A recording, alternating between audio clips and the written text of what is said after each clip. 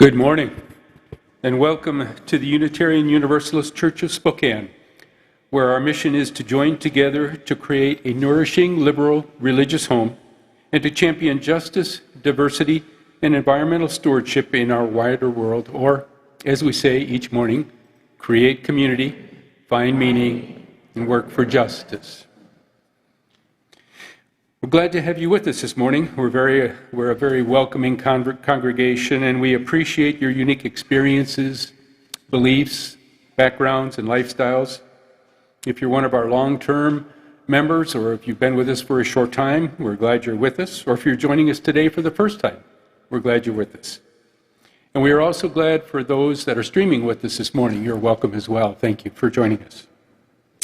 Before we greet each other, I just have a short announcement this morning. Our endowment team will be in the back after our service this morning to answer questions and to encourage donations in memory of our members or others you would like to honor. There is an envelope in your order of service this morning for the endowment team. So now let's please take a moment to greet one another and say hello to someone you have not met before.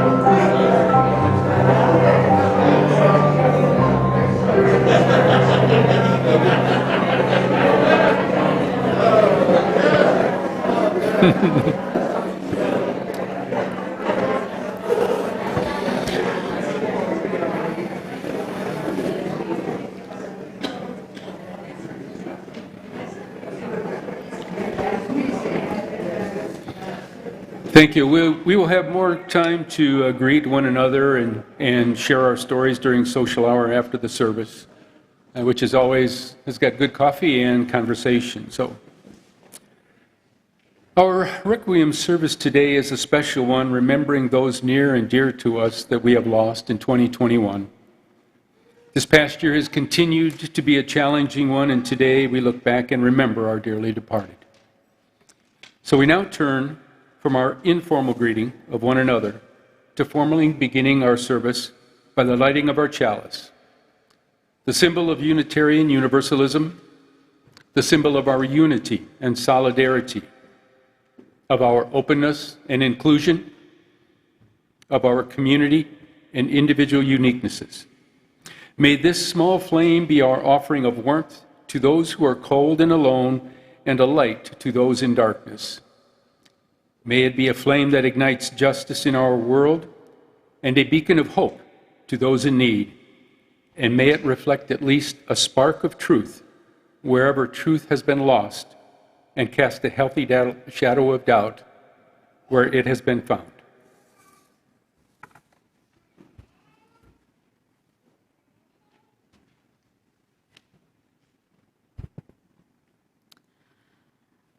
Our opening reflection is a poem written by church member Lisa Conger. It's entitled, a softer landing. We have been gifted by the lives of those who have passed and gone before us.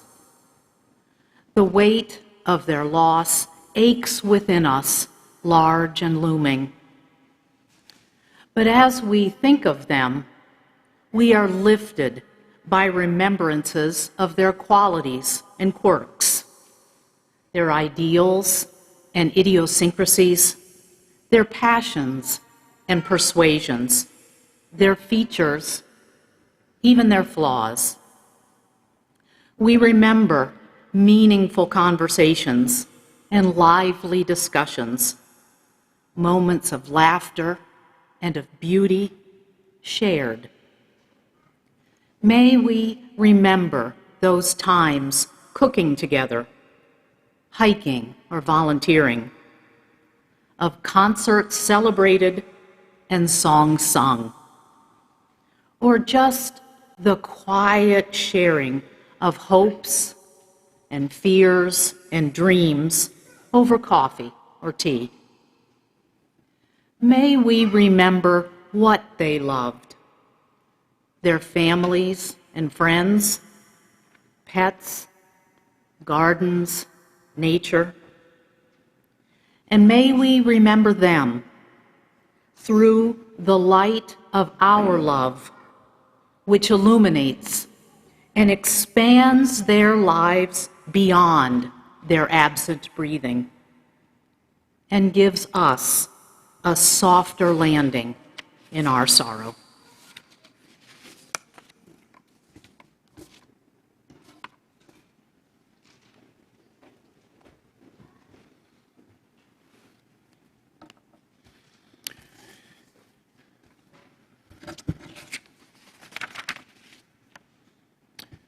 We will now kindle our candles of care.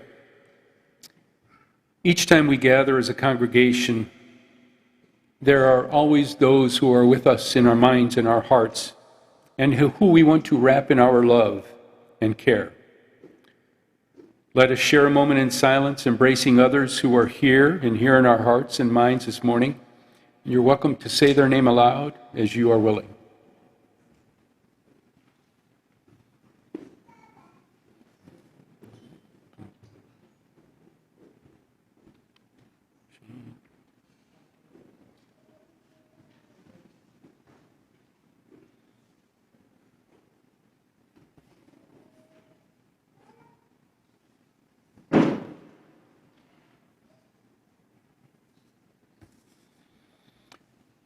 Those named aloud and those embraced in our silence, and all those who are suffering elsewhere in our world at this hour, we hold in our community of compassion. At this time, we would like to invite the children to join Stephanie and move to the Thoreau Room for Children's Chapel this morning.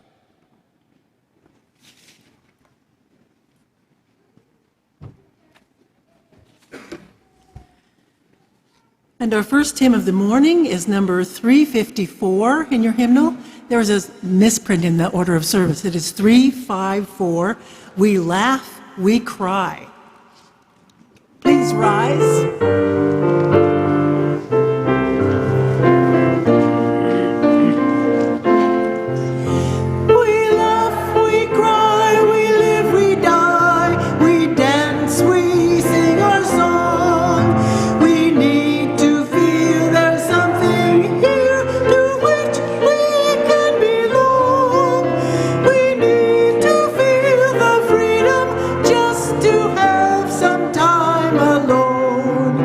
But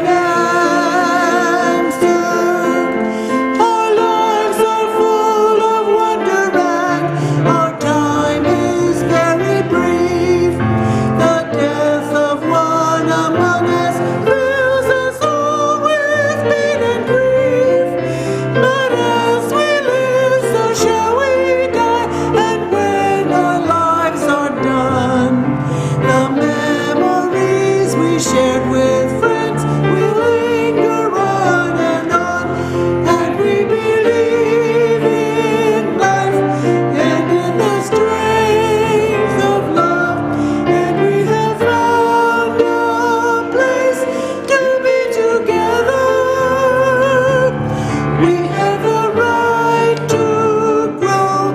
We have the gift to believe that peace within all living is an answer. We seek elusive answers to the questions of this life. We seek to put an end to all the ways of human strife. We search for truth, equality, and blessed peace of mind. And then we come together here to make sense of what we find. And we believe in life and in the strength of love. And we have found our joy being together. And in our search for peace, maybe we'll finally see even to question truly is an answer.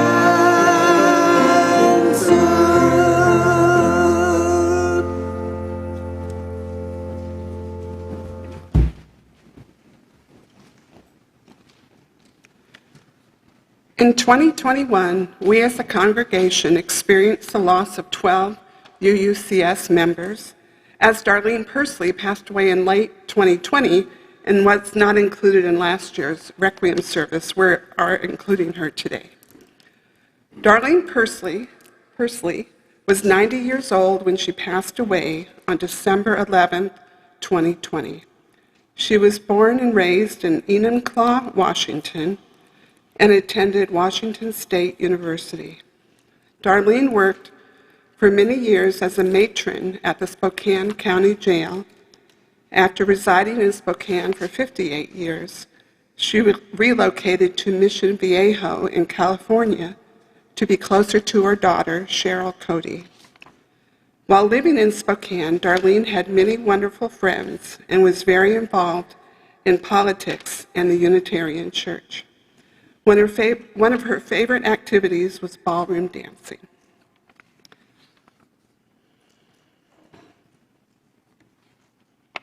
On February 3, 2021, Pamela Comstock died with her longtime friend Phil Martin at her side. She was born Mildred Stensby on October 17, 1924, to first-generation Norwegian immigrant parents. Her mother had come through Ellis Island alone at the age of 16. Pam was able to travel to Norway with her mother in later childhood to spend a year in school and live with her grandparents. Pam raised 3 children with her first husband, Gordon Grimm, and the family enjoyed reading poetry and singing together, as well as boating and camping. She worked in finance throughout her life. As a loan officer, she was admired by colleagues and customers for her efficiency, competence, and kindness. Pamela married Leroy Comstock, a retired businessman, in 1986. She was a proud member of the Spokane Club, active in the Knife and Fork Club, and the Corbin Senior Center. Pam loved to give parties and delighted in seeing others enjoy themselves.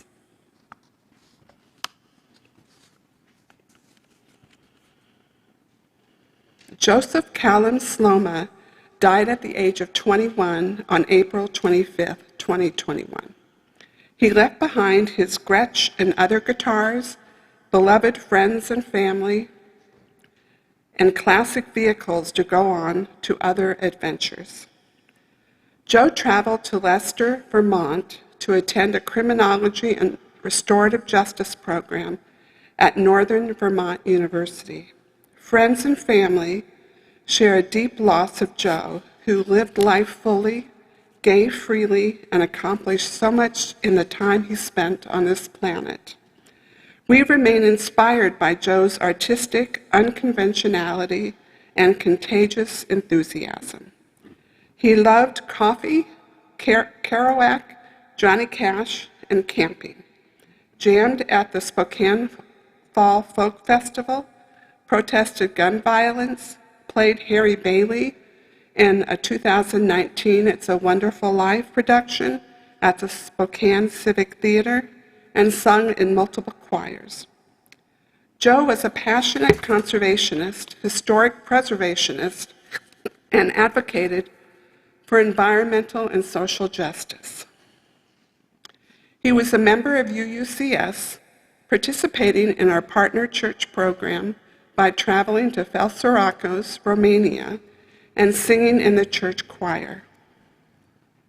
Since the age of 18, his primary life's labor was the repair and sale of classic vehicles that included a '66 Blue Ford Galaxy, a '62 Chevrolet Corvair Monza, and a classically outfitted Toyota Land Cruiser.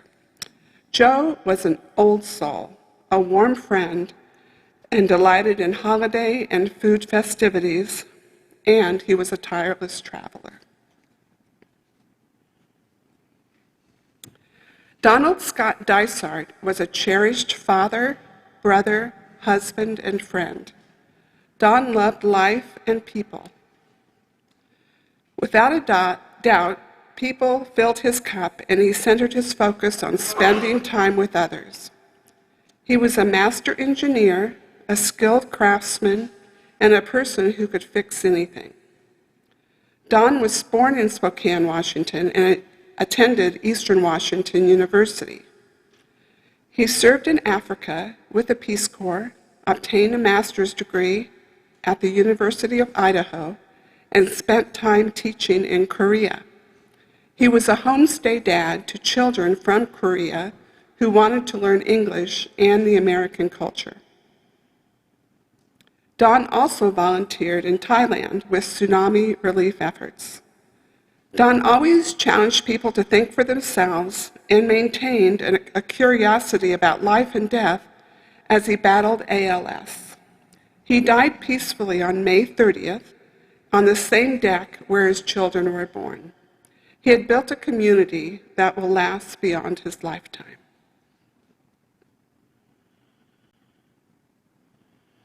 Magil Ann Fossil was born on May 6, 1941, in Seattle, Washington, and passed away on June 5th of this past year. Magil passed away at her home after several years of illness. She truly believed in helping others when she could. She was active as an usher and as a member of the pastoral care team at UUCS. Magil was active in the community and enjoyed playing bridge. At the Buddhist temple, she studied meditation as practiced by Eknath Esaran. Her beloved cat was described as princess-like. She is survived by 3 sons. On June 27th, Frances Jean Lindbergh died peacefully in Spokane at the age of 88. She was born in Evanston, Illinois, and grew up in Minnesota, where she spent summers riding horses and exploring nature. She graduated from St. Olaf College and went on to live in vibrant New York, San Francisco, and Honolulu, as well as the quieter cities of Boise and Spokane. Fran would later travel the world on cruises and elder hostels. Fran was married to Wayne Lindbergh for over 60 years. A lifelong lover of music, she was always happy to sing from memory married tunes from her early years. Fran adored working with pottery and using bright colors in her artwork and fashion. Her muumuus brightened up the hallways of her retirement home. Using her master's degree from the College of Idaho, she was a fierce defender of social justice and feminism. Fran liked a little coffee, a little wine, and a big dose of humor. Berta Ann Laneige passed away on September 21st in Spokane. She had an idyllic childhood on the Olympic Peninsula, surrounded by the rainforest and beaches. In high school, Murda was a top scholar and brilliant debater, winning multiple national and state awards in speech and debate. She always knew she wanted to be a teacher, majored in English literature at the University of Washington, and spent many fulfilling years teaching high school English and debate.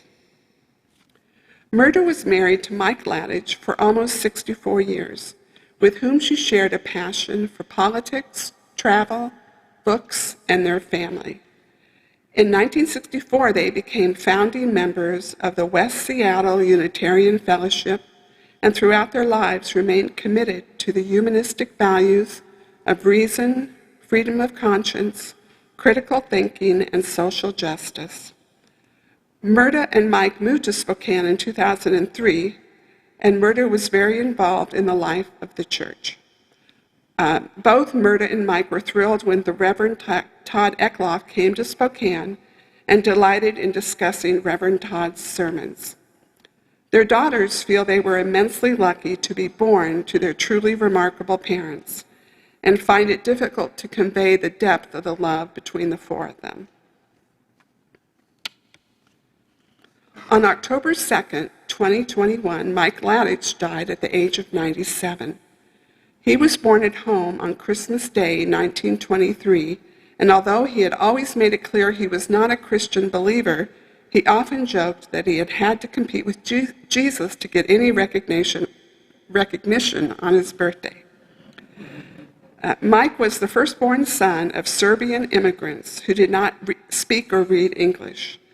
When in fourth grade, his father developed a serious illness.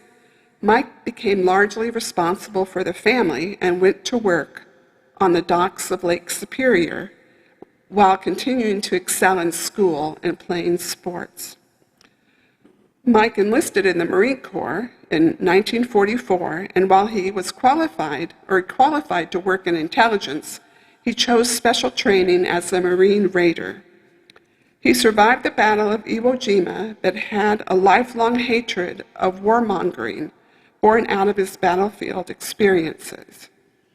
After the war, he was stationed in Japan near Nagasaki 1 month after the atomic bombs were dropped. Later in life, he became a proud member of Veterans for Peace. His core beliefs were pacifist and always on the side of the underdog, originating in his experience of war and the poverty of his childhood. Mike became an educator and a much-beloved teacher and mentor to young people. He often said that his life began when he met his future wife, Myrta, who was 15 years younger and whom he cherished over the 64 years of their marriage.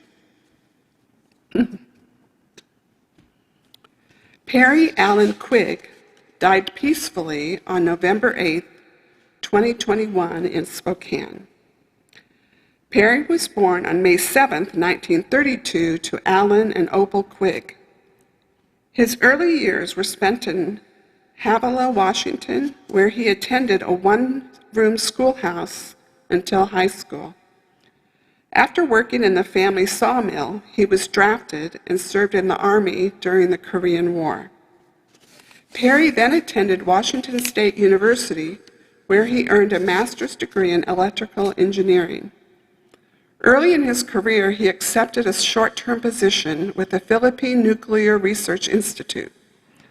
From there, he and his family moved to Pullman, Washington, and then later to Spokane, where he accepted a position with American Sign and Indicator, where he worked for many years. Perry loved to snow ski, which he learned alongside his children when they were in middle school. He continued skiing long enough to qualify for an old-timers season pass. Perry also enjoyed picnicking, boating, and water skiing. It seemed he was happiest navigating through shallow nooks and crannies. An occasional propeller was sacrificed in this pursuit. On November 20th, UUCS member Marion Hennings passed away at the age of 72. Marion is described as having been an intense person in many ways, especially when talking about politics and baseball. Her favorite teams were the Seattle Mariners and the New York Yankees. She loved animals and always had at least 3 cats as pets. Marion was passionate about protecting wildlife and the wilderness, helping her daughters during their childhood to also love the wilderness by taking them camping in North Cascades, Mount Rainier, Glacier, and Yellowstone National Parks. Marion was a longtime member of the Unitarian Church and was passionate about preserving its liberal values. Throughout her life, Marion earned a teaching degree, worked as a teacher, a social worker for the blind, a medical transcriptionist, and a caregiver. Her daughter Cassandra says her mother taught her compassion and consideration for others. Marion had joined the church's operations team in September of this year, shortly before her cancer diagnosis.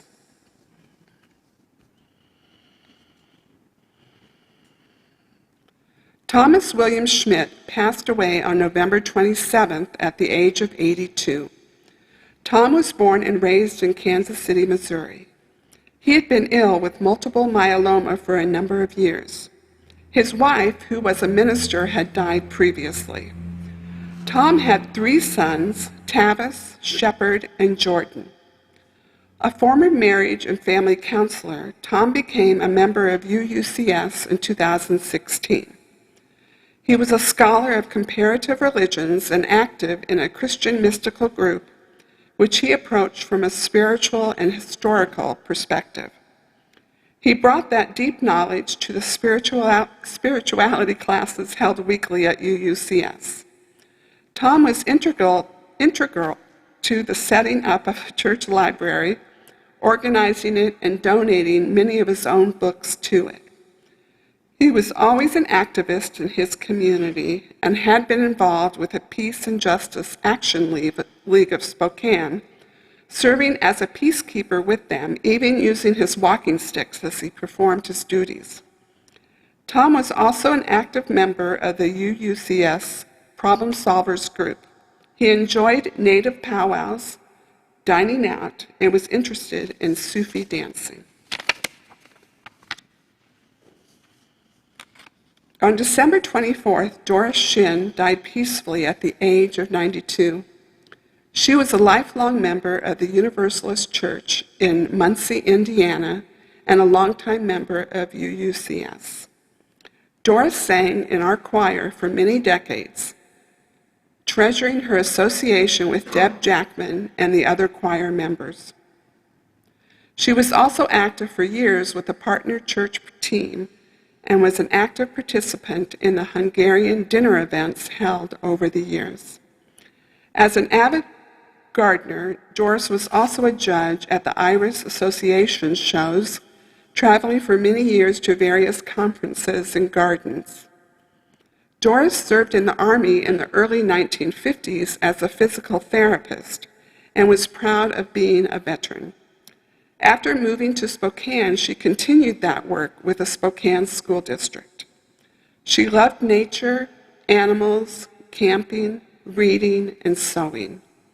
Doris was an accomplished quilter and had also studied both German and Spanish.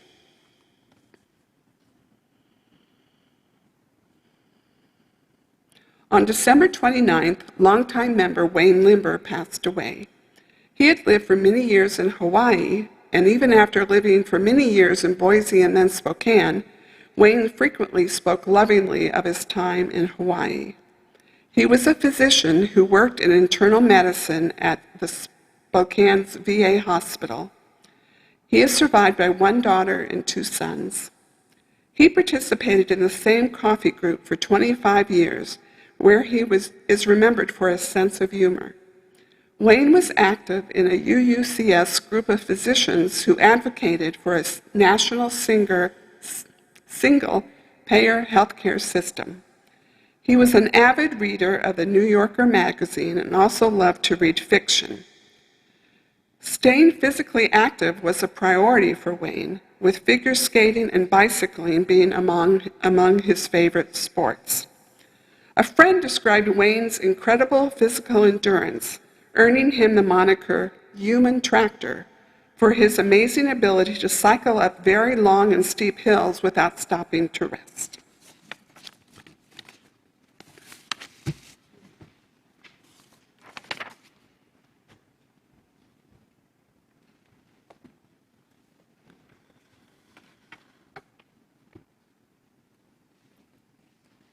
This year, many of our members and friends have experienced the loss of family and friends. We want to include them in our Requiem service this morning. Wayne Sabeck, husband of Heather Kolsaki Sabeck. Suzanne Newbrough, mother of Brian Bonallo. Kathleen Dubin, mother of Tanya Workmaster. Gertrude Louise Douglas, sister of Eleanor Entz. Jim Templeton, husband of Michelle Atwood. Paul Buzz W. Hand, brother of Nancy Hand. Morris and Sue Daniel, parents of Peggy Eckloff. Jim Gibbons, husband of Kathy Gibbons, friend of Alan Foster.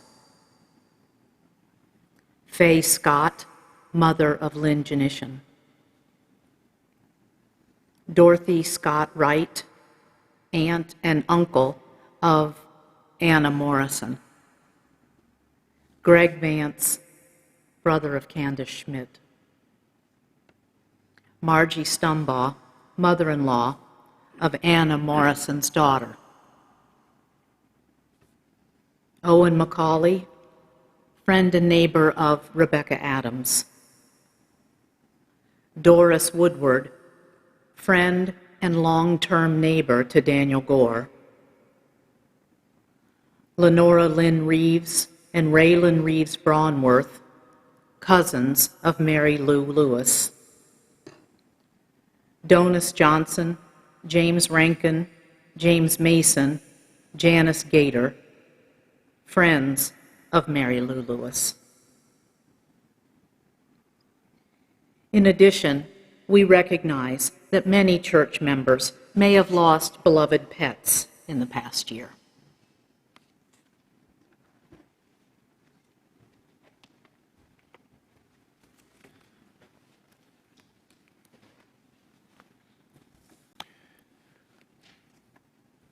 As we move into a time of meditation, make yourself comfortable, put your feet on the floor, close your eyes if you wish, and reflect on these words. It is so easy in this busy life to forget to remember. Remember those we've loved and lost. It is also easy to forget those we love who are still with us.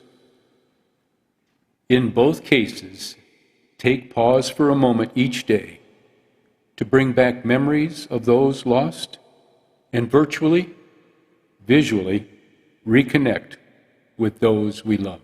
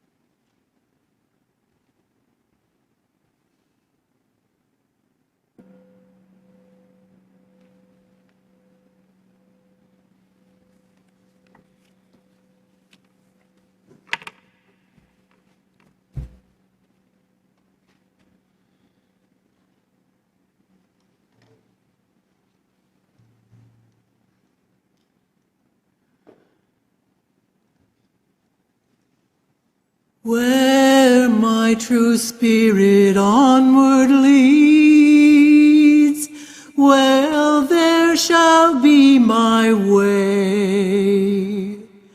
By my own light illumined, I've journeyed night and day.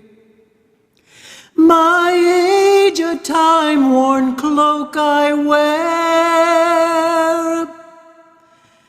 as once I wore my youth.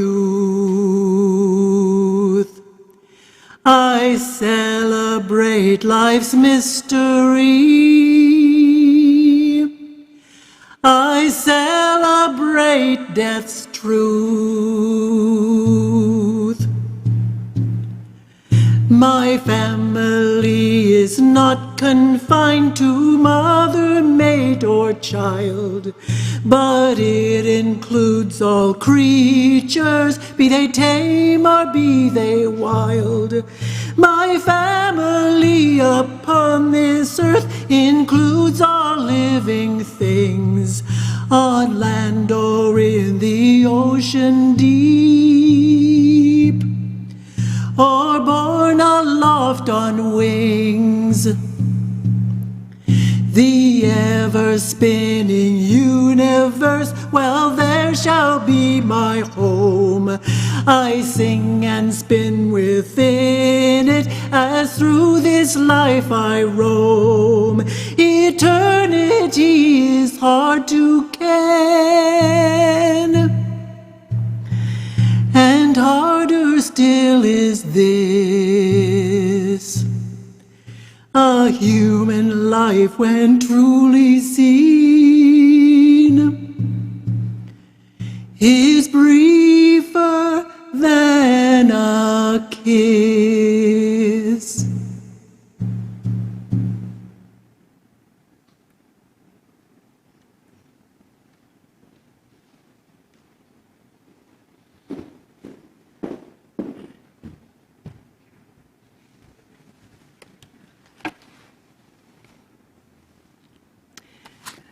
I'm Karen Dorn-Steele, co-chair of the endowment team with Mary Giannini. As we reflect today on the cherished people we have lost over the past year, let us consider the interesting verb, to endow. To endow can be a reference to a quality or an asset. For instance, she was endowed with creativity and courage. To endow also has a second meaning, to give or bequeath an income or property to a person or an institution, as in they endowed the church with a generous benefit. Both definitions fit the Unitarian Universalist Church of Spokane. We are endowed with intelligent and thoughtful people who work for the common good. Some of you have also chosen to endow our church with your money to ensure the future of a liberal religious institution in Spokane. Here's a brief history. Our endowment began modestly in the 1990s with about $10,000 and increased to $100,000 at the end of that decade after significant donations from the estates of Catherine Gellhorn and Mary Lee Chestnut. In that era, about $30,000 in distributions paid for many building improvements, the Transylvania Gate, fencing, and the ministerial search that brought us the Reverend Dr. Todd Eckloff. Two long-term members who are here today, Tom Mosher and Dan Ekrit, managed the fund in the 2000s. By 2011, it had doubled to over $200,000. The endowment team then determined that it was large enough to require professional management and recommended the Unitarian Universalist Common Endowment Fund in Boston. We enrolled in that fund in 2011. By 2013, when the fund reached $300,000, the endowment team and board agreed to pause distributions to allow it to grow to $500,000. That was projected to happen between 2019 and 2022 this year. However, due to additional generous donations from members and friends, plus the fund's growth, we reached that goal early in 2017. In the last 5 years, the endowment has contributed over $61,000 to the church's annual budget from withdrawals between 4 and 4%. As of last December, our fund had reached $771,000. My husband, Dick Steele, and I are in our late 70s now, and we've chosen to help sustain our church's mission long after we're gone by contributing to the endowment fund. We want to leverage the power of this extraordinary congregation and its minister to achieve lasting change in Spokane. We're asking you today to consider joining us by considering a memorial gift in the name of one or more of the people we are honoring today. As Gordon said, you may leave the envelopes that were in your order of service in the back of the room at the endowment table after this service. Additional endowment team members are here to give you more information. Donors of at least $1,000 become members of the UUCS Legacy Society. Another way to contribute is to let endowment team members know if you're designating a gift to our church in your will or other estate documents. We hope you'll consider endowing our future. Thank you.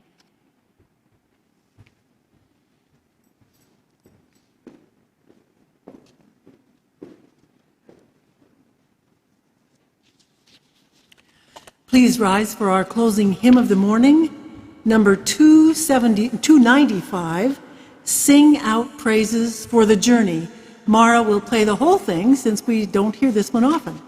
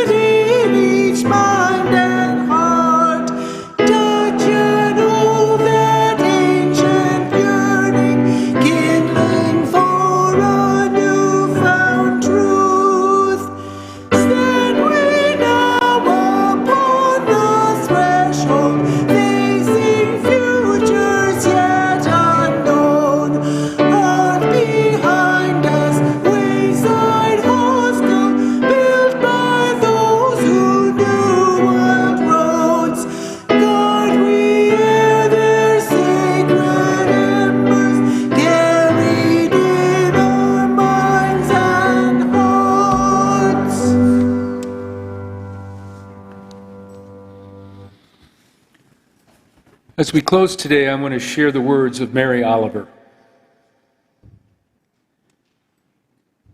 To live in this world, you must be able to do 3 things: to love what is mortal, to hold it against your bones knowing your own life depends on it, and when the time comes to let it go, to let it go. Amen. Blessed be. Salam alaikum and shalom.